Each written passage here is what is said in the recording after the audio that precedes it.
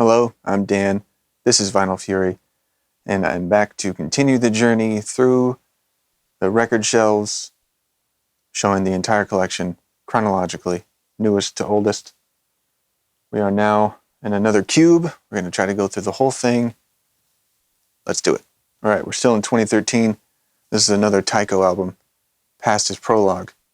And I don't have this in an outer sleeve because it's an oversized jacket, and I can't get any, I don't have anything to put it in. As you can see, it's quite a bit bigger. It's a great album. I was happy to find a copy of it when I did. It was kind of coming and going at the time. And after that, Washed Out, Paracosm. This is on purple vinyl, kind of a plum color. This is kind of probably a one-off album from a band called NK, previously known as North Korea.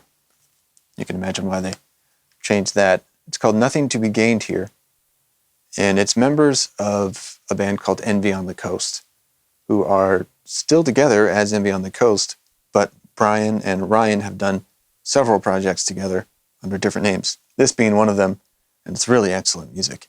This was put out on Triple Crown back in 2013. Haven't seen anything else in this flavor, but they're really incredible musicians, and I'm lucky to know them. Melanie DeBiaso, No Deal. This was sent to me by a very kind person who sent me several records over the years. I still don't really know why, but this is one that I really loved. She's got such a great voice.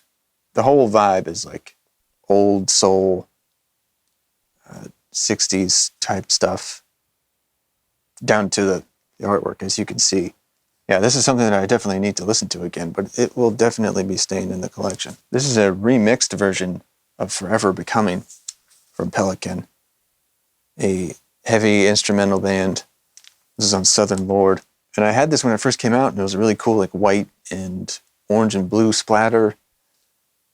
But they seemed to record it pretty quickly, and it was mixed fairly quickly because they had to get back on a tour, and they weren't super happy with it. So they got the opportunity to go back and remix it, make it heavier and thicker and just all around better, which is cool that they got the opportunity to do that. And it definitely was an improvement.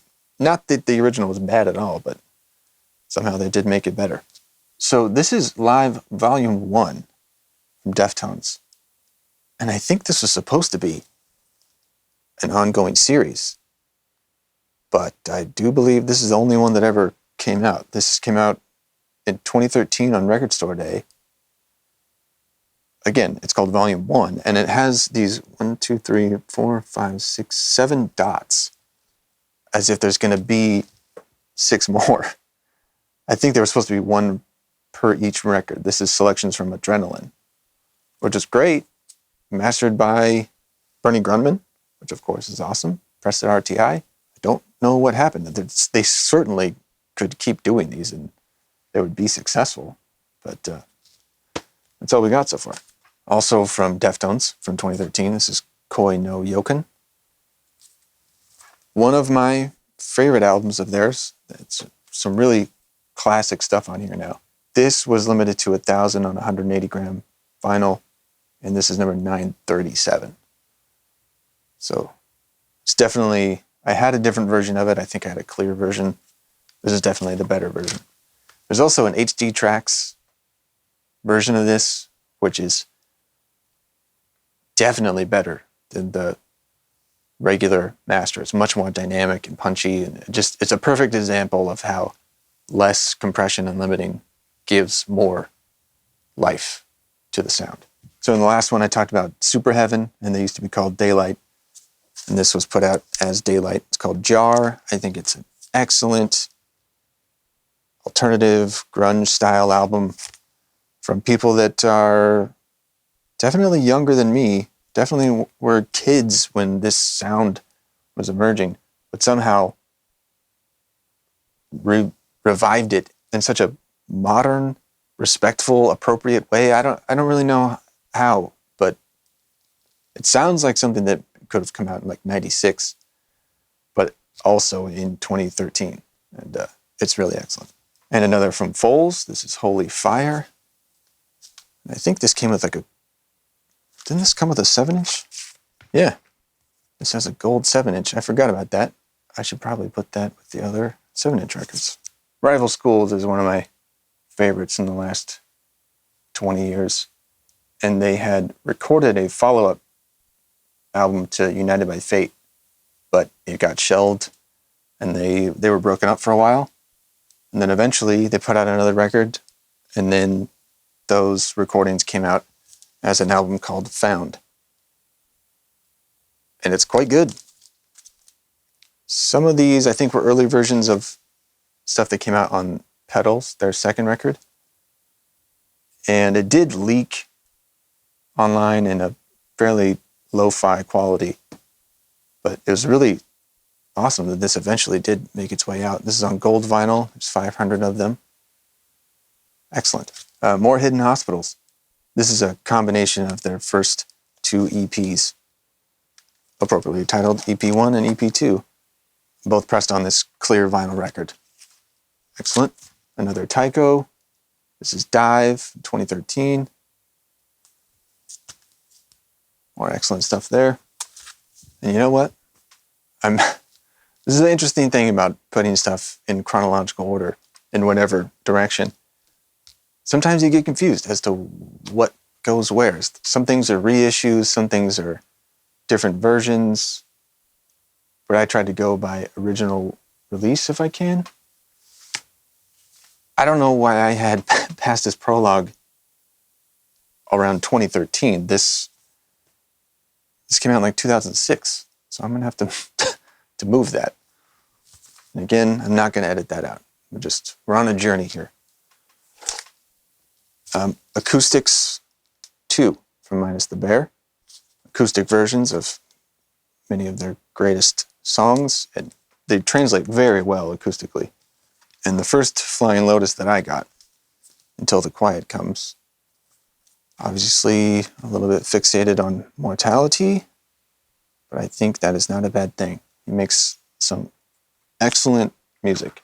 This is a picture disc from One Line Drawing, which is Jonah Matranga of Far, his solo stuff. And this is a revisitor, kind of re-recorded the songs on the album Visitor for its 10-year anniversary. And I got this on a picture disc. Normally I don't do that, but I did. Real Fear, the Casket Lottery.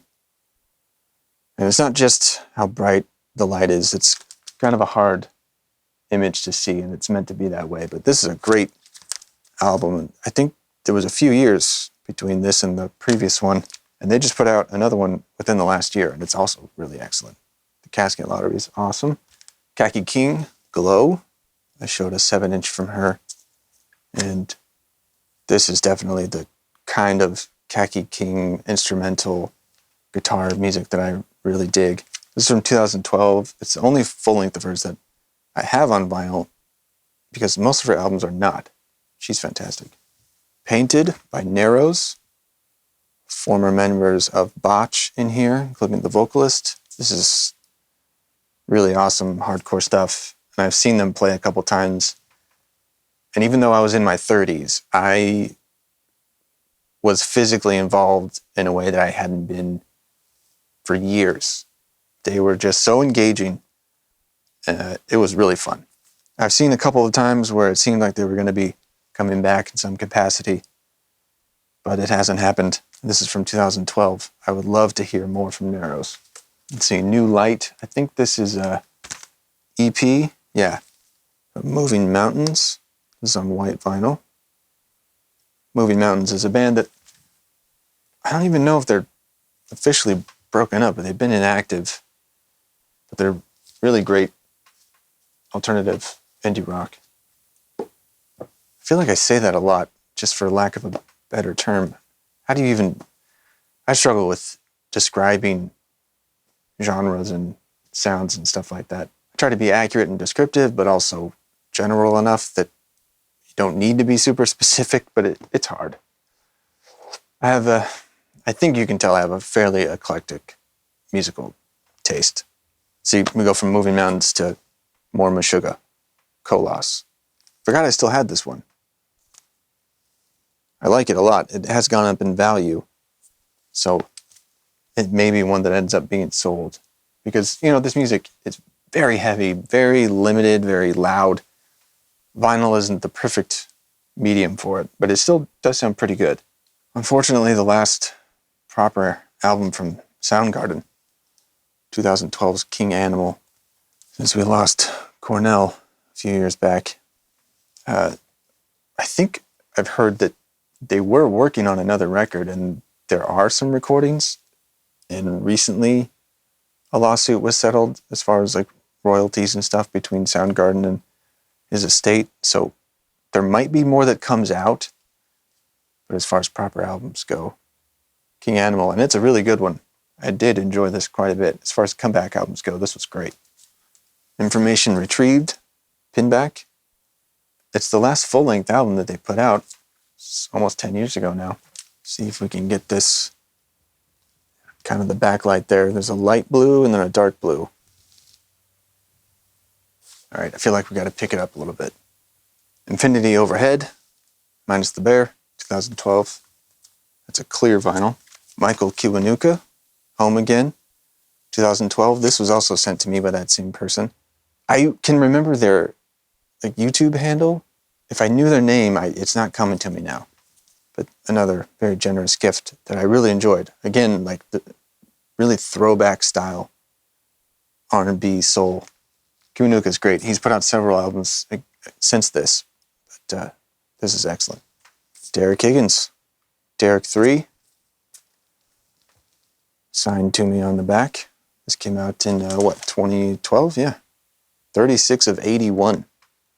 And that one's on red. Born and Raised, John Mayer. Excellent record. Double LP, another vinyl community release. Sketches for a Blank Stare, Acid Rain. This was put out by David, Sequoia Flame. Old Friend. And it's a great record. I'm glad I bought it. I enjoy this stuff. If I remember right, this is the last album from Gifts from Enola. This is a yellow and blue of 100. Guess I'll show that. That is pretty damn neat. And Gifts from Enola is a really great post-rock band that I met on my days on the road back in Virginia. And they put out several albums on the Mylene Sheath. And they did recently play a show, although they've been broken up for a while. So maybe we'll get some more from them. Miss these guys. Hardcore band Strife, Witness a Rebirth, which was fairly appropriate because they hadn't put out a record in, 8 years or something, 8 or 9. Pretty straightforward California hardcore music that I enjoy. You've probably seen this album cover in a record store or shown by several people on YouTube, within and without from Washed Out. At first I was like, man, that just seems like hipster stuff that I don't give a shit about. But then I actually heard the music and it's pretty damn good. This is on white vinyl. Another Animals as Leaders, Weightless. It's our second album. Very good. I didn't have a glowing review for Concrete and Gold, but Wasting Light by Foo Fighters is an excellent record. Really enjoy that. Another Perfuse 73, The Only She chapters on Warp Records. We're not going to open this all up, but this is the double 10-inch newspaper edition of The King of Limbs by Radiohead, which I'm glad I got. This is a really neat package. And here's that second album from Rival Schools. It's called Petals. I think it's excellent. And in the last video, I talked about Black Map, and the singer was from the Trophy Fire. This is Modern Hearts from 2011. This is on red vinyl. Another Rob Crow solo album, singer of Pinback. He Thinks He's People. One of his doodles there. Excellent stuff from Rob Crow. Very Pinback-ish. I really enjoy this album from 2011 from Mogwai. It's called Hardcore Will Never Die, But You Will. This a double LP on Sub Pop. This is an interesting record from Stanley Jordan, guitarist, virtuoso. It's called Friends, and I think it's mostly covers, maybe all covers. It's a cover of Giant Steps. No, there's some originals here. He covered I Kissed a Girl by Katy Perry, and I remember listening to it and thinking, it doesn't really sound like that song. This photo in the back, there's several instances of Stanley there. I got this because it was in a clearance bin, and I love Stanley Jordan. I have many of his older records. And this came out in 2011. Small Brown Bike, Fell and Found. This is on gold. Matches the color so well. Excellent Midwest, alternative, post-hardcore stuff. Another from Russian Circles. This is Empros, 2011. Heavy post-rock. Covers by Deftones, signed by all of the members of the band at the time. This was 2011, so Chi was not there. Everyone else signed it. They did some great covers over their career. There's that self-titled Bon Iver record, of course. Grammy winner. Another one that struck me is like, this is popular hipster stuff. I probably won't be into it, but it's very legit. This is a great record. Another Hendrix compilation, Valleys of Neptune. Total Life Forever. Foals, the first album that I remember hearing, 2010. This came out on Sub Pop, is that right? Yep. This is a banger. Heavy grooves, wonderful melodies. I don't even really know what to describe it as. I mean, it definitely has that kind of upbeat, indie pop kind of thing, but it has something else that is very genuine and engaging. I love Foals. And lastly, on this shelf, this is a solo album from Jimmy Necco, who is the singer and leader of the band Hours. And for some reason, he did a solo record in 2010. It is signed by Jimmy there. I remember the pressing was a little lackluster. I think one or two of the sides was off center, and this is mostly acoustic stuff, so that can kind of get in the way. But it is a great record. Hours is a band that I've loved for 20 years now, and Jimmy is a phenomenal singer. His range is incredible. He's often compared to Jeff Buckley. That does make sense. And this is called The Heart. All right, that does it for another volume of the complete vinyl collection here in 2021. Another cube down. And there's a lot more to go. So hopefully I'll be back fairly soon to continue. Till then, thanks for watching. Take care. Enjoy your music.